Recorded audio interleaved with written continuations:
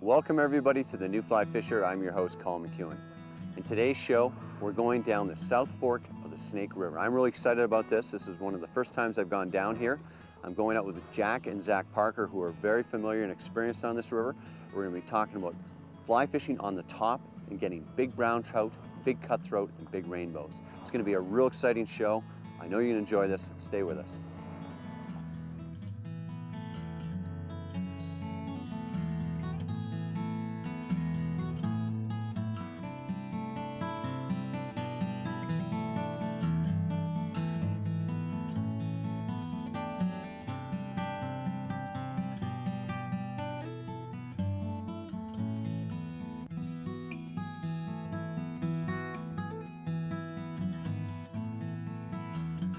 One of the most beautiful places in the American West is the South Fork of the Snake River. Located a few hours outside of Idaho Falls in Idaho, this meandering river is incredible. It possesses unbelievable natural splendor and incredible fishing. Today I have the pleasure of doing a drift down the Snake with Jack Parker and his son Zach. Jack is the national sales manager for Cutthroat, which is one of the leading manufacturers of drift boats in North America. Jack is passionate about the Snake River and was happy to show me today why it is so special. Zach is a seasoned fly fishing guide who works for South Fork Outfitters. Zach has been described as an extremely patient teacher who possesses an enthusiasm that can only be described as contagious for all things related to fly fishing on the Snake. Both Jack and Zach share a wonderful bond with the river and as a father and son. I felt truly privileged to spend a day with them as they taught me more about the fishing here.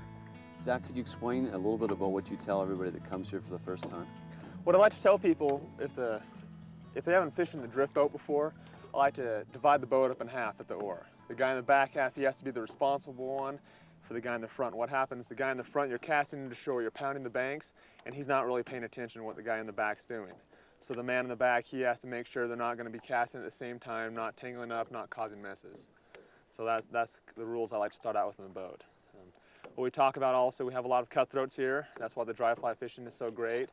They come up on a real slow rise. You'll see them coming and coming and coming up. You just have to be patient with them. The rainbows we have here and the brown trout, they'll hit it quick, just probably like the other rivers you're fishing. One thing that's become kind of a controversy lately, though, is the rainbow and cutthroat population. Right now, on a given mile, you have about 1,000 cutthroats and 1,000 rainbows and hybrids. And these rainbows are more aggressive, and they were introduced in 1980, and what's happening is they're just out spawning and outworking the cutthroats. So fishing game, they're taking steps to reduce the rainbow population in order to save the cutthroats. Right now, they've changed the limits from, it used to be 2 rainbows over 16 inches, now it's 6 rainbows of any size. They're talking about possibly changing the slot limit to 10 rainbows next year or unlimited rainbows. I mean, they do their electroshocking in the wintertime and throughout the summer, and they gather the rainbows up that they've collected, and they take their measurements and the data, and then they take them off to some stock ponds and leave them there. They have fish ladders in the tributaries. They're trying to prevent the rainbows to get to.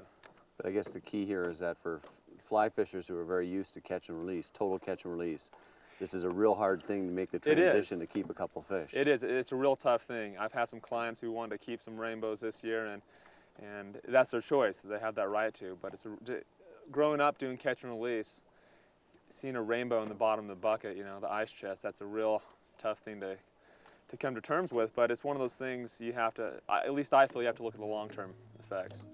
If the rainbows eventually just wipe out the cutthroats, then this fishery won't be the same.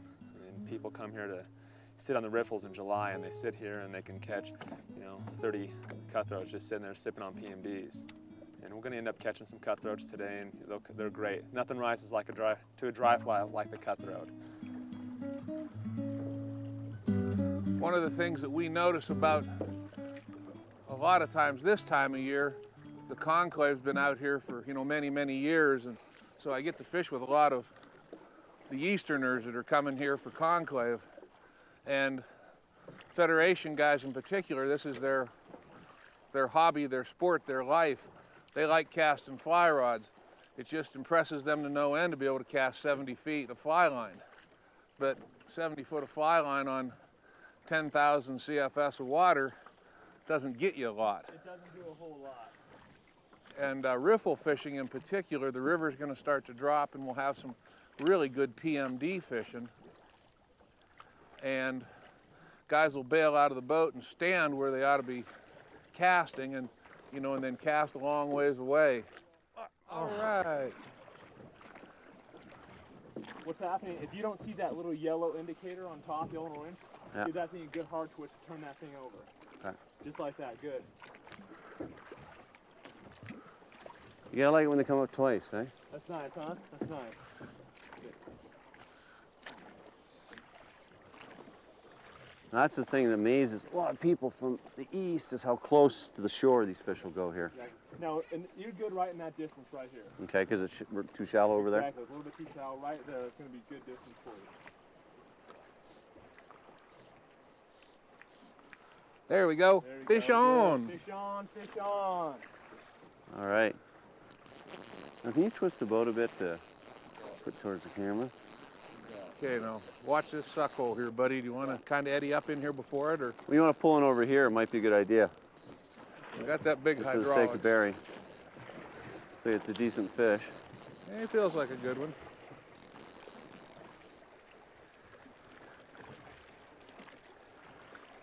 That way, if you want to drop the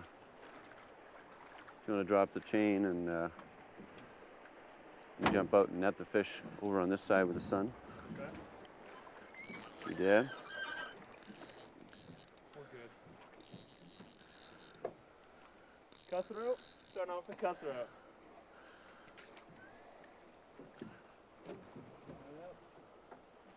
Is that what you consider about an average size? Cutthroat, or is it a little bit small? I'm going to say they're probably a little bit smaller than normal. Okay. I don't want to, credit that to the fisherman or anything. Well, thank you. There you go. They have a slot limit here on the cutthroats. You can't kill any cuts between 8 and 16 inches. So a lot of them are in that range. In the fall, the wintertime, browns used to come up in here and spawn. It was a tremendous bunch of brown trout reds. Yeah, typically the fish, like on other rivers, they like cover.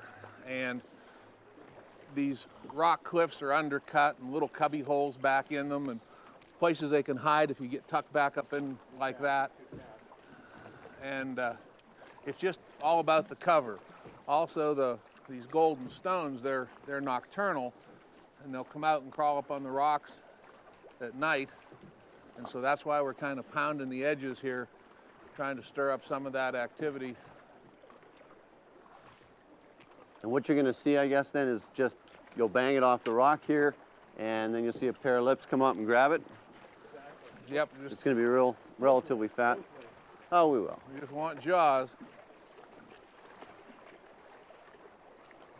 Now these are really well undercut here, these banks. Yes.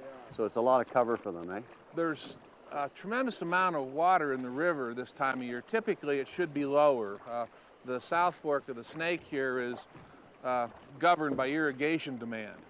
During July is peak irrigation demand, and that flows somewhere up around 14,000 CFS. Now the grain is about done, and they're starting to do some harvesting, so the river flows are starting to get cut back.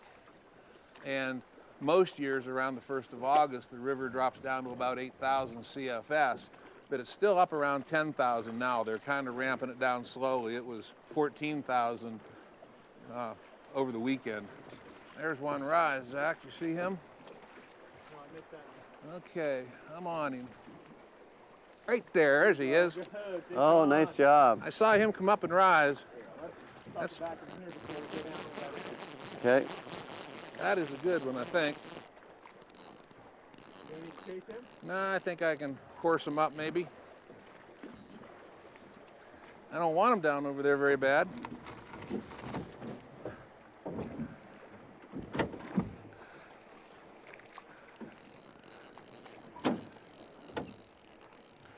Well, it's a great start to the day there, Jack. I got lucky on this one. I saw him come up.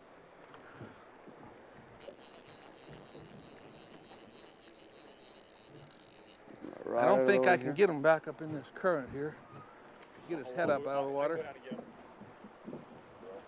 Sorry. Oh, thank you. Nice cut again. Bring him up here, bud.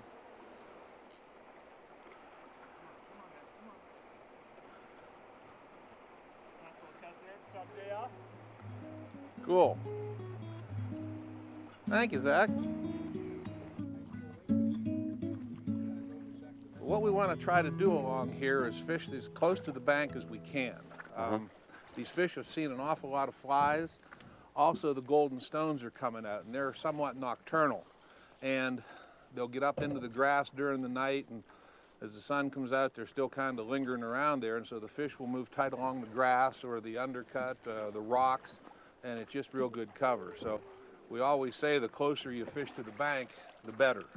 Now, when you say, what is the zone? What's a reasonable zone to be casting into then, the bank? If you fish a foot from the shore this time of year, you won't catch very many fish. If you fish 6 inches from shore, you'll catch a few. But if you're bumping the grass, just like that cast there was perfect, that's where you're going to catch fish. As tight as you can get it to the bank without hanging up. And so we can expect to lose a few. This is like nymphing, and we're going to lose Yes. a few flies today, and then.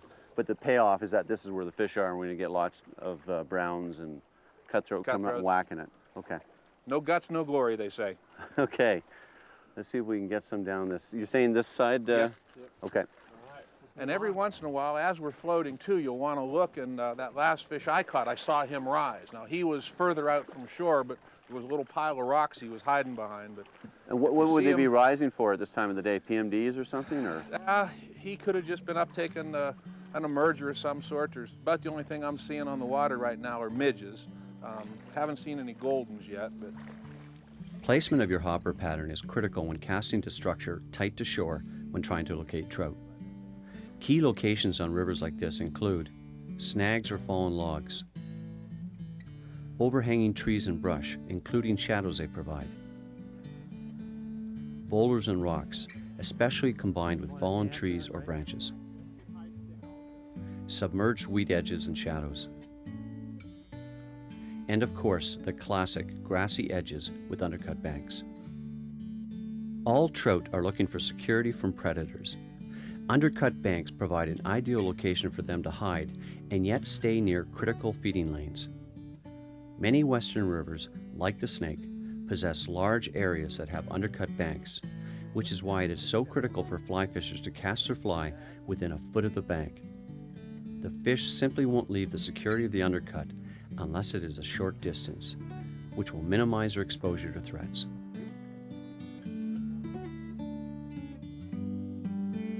Now, you still using the same fly? yeah, Chernobyl. And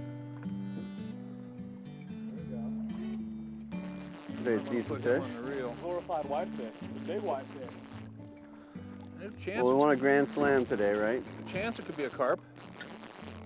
You got carp in here? Well, if there is, I can sure catch him. It's just too cold up Oh, here. my Lord. We might have to have a Kodak moment here, Zeke. That's the brown of the... Brown trout. That's the biggest fish of the summer for me, man. Biggest fish of the summer. Well, I'll have to give you more suggestions like that again, Jack. Colin, this is a big fish. Good stuff. Let's Coming take. your way, bud. A little green yet, I think, but Nice fish. Oh, That's it a is a good nice fish. fish. Real nice. Yeah. Didn't like that, did he? I think it's that color of shirt you have on. They liked it, they're attracted to it.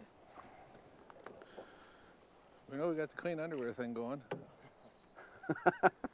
We've already checked. Doing one thing right at least, huh? I don't know like- what it is about browns, like, but a pay lot of times attention. they do like these slack water, and they'll just sit here and pick things going by in the fast water. Especially the confused, poor little small trout that's Now, are gotten. you saying my dad is confused fisherman? No, he said Because that he said kind little. of- No, it's He too said early in little. the I day to was start saying something like that. Pretty big to be little and confused. Okay, let's try to get his head up here. And what are you using there? You got a 6 weight or a 5? It's a 5. A 5 weight? Yep, 5 weight, 4X tippet.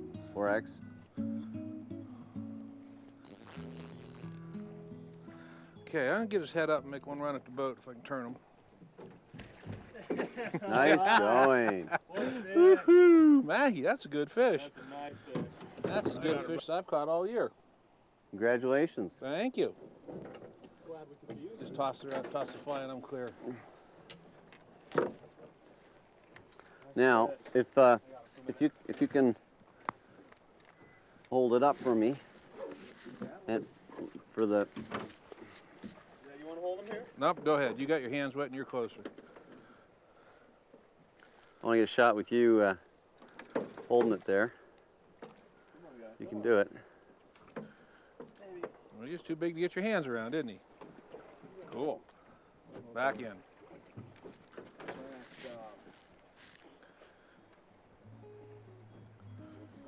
You guys gonna be happy with that Upstream, digital shot. Upstream, bud. There you go. You ready? Yep. Pocket that he had.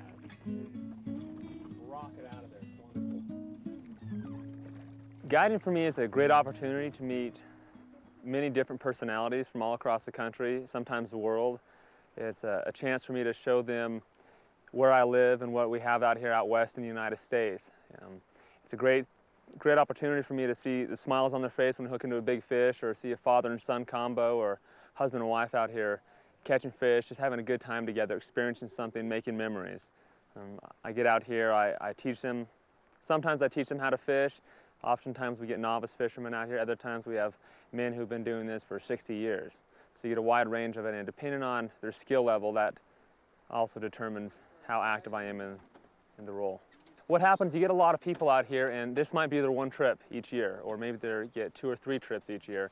But probably for the most part, they've been stuck in the office in the city, or they've just been working, and they haven't had time to get that rod out, so they are quite rusty, and they do need that opportunity. And the best time to do that is not when you first get on the water, and so you miss your fish. The best time to do that is the night before, the week before is even better. You know, work out the mends, stop your rod tip, be patient with that, work on your mending. Anytime you can, keep practicing. If you don't, your skills will slowly deteriorate. One technique to help bring trout to the surface is to jiggle your fly rod in order to impart a slight dance on your fly. Basically, you want your hopper pattern to look like a struggling grasshopper. In fact, if you watch grasshoppers who have fallen in the water, you will realize they usually do a short stroke unless they're on their side. The key is not to put too much action on your pattern, but some will definitely help. My job with Cutthroat drift boats is I'm the national sales manager, and our headquarters is based here in Idaho Falls. The boats are made in Clackamas, Oregon. That's where the name Cutthroat comes from. The unique thing about drift boats is everybody's had rafts throughout the country and used those, and typically drift boats or Mackenzie-style boats have been a Western thing. People come from the East Coast to come out and go on summer vacations to Idaho or Wyoming and Montana, and they fish out of these funny-looking boats. Well, then they go back to New Jersey or New York or Virginia, wherever they're from, and they say, well, geez, we could float our rivers and fish for smallmouth. We could float these rivers and fish for muskie. And so they're finding that they give you great access. The boats are very durable. They last you a lifetime. They'll float in 4 inches of water. They're capable of handling Class 4 and 5 whitewater in the hands of a competent rower. So they're just very versatile. We've also got a lot of people using them on still water because they're very wide bottomed and flat and a great stable casting platform. The drift boat's a very unique boat. It can be used by any type of angler. Even the local guides here oftentimes have clients to come to fish rapalas, throw spoons and spinners. So there's a lot of other people using them. Bait fishermen use them in the Pacific Northwest for salmon and steelhead. Very popular for bouncing bait and back trolling. The unique design features that Cutthroat has over other boats is our hull. In 1999, we come out with what's called a tunnel hull. It was used in shallow water boats, flats boats out on the coast. Some jet boats had it, and it's a concave bottom on the back of the boat, which allows water to flow smoothly and evenly underneath the boat. As if you row back upstream, that water flows under the boat instead of hitting your transom and pushing you downstream. We've also have some tracking channels carved into the bottom of the boat, and they fill with water, and then that helps your boat track and go very straight and true. Where on motorboats you'd have a keel sticking down below the bottom of the boat.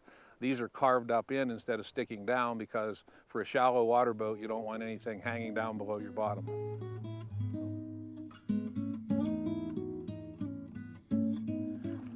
Acting like a pretty nice cutthroat. Yeah.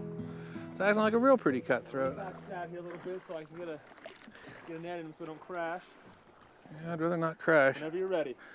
Well, it's a cut. We can just get them in any time. There we go. In the water. The nice thing to do is always get that hand wet before you start messing with those fish. Zach and I have been commercial fly tyers since he was about 11 years old, so I don't mind leaving a fly in the fish every once in a while if it's a good thing to do. And bless our cutthroats, it's a great thing, but cutthroats are a wimpy fish compared to other ones. They don't take a lot of mishandling. You can't grab them with a dry hand, you can't keep them out of the water and get a lot of photo ops, because they expire on you real quick. So you got to be really careful with them. Fly lines are another thing that's kind of a controversy amongst anglers here. Pretty much always floating lines, and whether that be a double taper or a weight forward, there's a lot of very, very good fly casters that are super fans of double tapers. I am one of them. Also kind of notoriously cheap, and you can use a double taper for a couple seasons, turn it around and use the other end. But we're fishing very close to the bank, as you have noticed here. We're not casting very far, and so that double taper line's a good one. Nowadays there's so many line companies that are coming up with, you know, bass tapers and clouser tapers and things like that, so we're getting an awful lot of choices. We do fish streamers in the spring and the fall, and my favorite line for that's like a Rio 200 grain or 300 grain, depending on the size of the rod I'm using, and getting down and dredging. I like fishing, you know, if you get a good rower and he'll keep you a constant distance. There's a fish on, constant distance from shore. It's pretty nice. You just lay that fly line out there with your streamer and make a few pounces away and pick it up and lay it right back in. Fighter, huh? Some flat. It was on that beadhead that guy tied. What was his name? Oh, that was you. That was me. Here. Net that for you? Got a black tail like a bow. Really Brown. thinking brown? Brown. Oh, gets his head up at the brown. Oh, God, you gotta love Gotta it. love it. Don't you love this game? It's a good fish, buddy. Stop him right here. Turn his head, and he's coming. Oh, pig of a fish. Woo. Thank you, man. Thank you. Appreciate it. Oh, yeah, that's a nice fish. Nice one, huh? Thank you, bud. Yeah, you bet. Well, we've just had a great day here on the South Fork of the Snake River. Some of the tactics we talked about can be used anywhere in North America and they'd catch you fish. I hope you enjoyed today's show. We'll see you next week.